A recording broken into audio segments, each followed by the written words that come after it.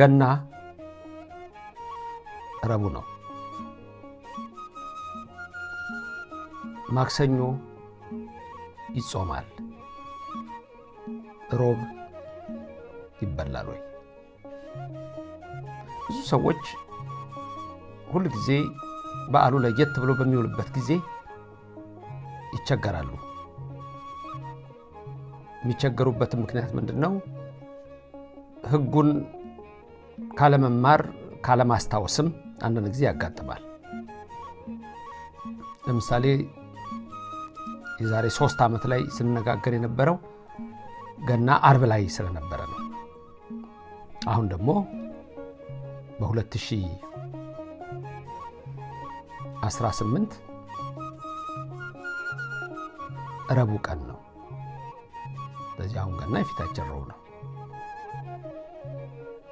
ስለዚህ ሮብ ነውና በዚህ ሮብ ቀን ምግብ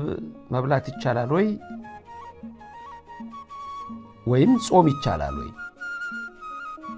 እሱን ማሰብ ያስፈልጋል ጾም ይቻላል ወይ በዚህ ቀን መጾም ወይም አለመብላት ወይም መብላት የትኛው የሚሆነው በኢትዮጵያ ኦርቶዶክስ ተዋሕዶ ርቲት ሃይማኖት 7 አጽዋማት አሉ እነዚህም 7ቱ ዋና ዋናና የአዋጅ ጾም ከ7 ዓመት ጀምሮ ያለ ሁሉ እንዲጾማቸው ከበሽተኛ ወይም ከተለያየ ምክንያት በስተቀር እነዚህን ጾም ኦርቶዶክሳውያን ክርስቲያኖች በተቀላና እንዲጾሟቸው ታዟል ከነዛ ውስጥ አንዱ የጋድ ጾም ነው የጋድ ጾም የሚጾመው በአመት 2 ብቻ ነው 2 ብቻ ትንሹ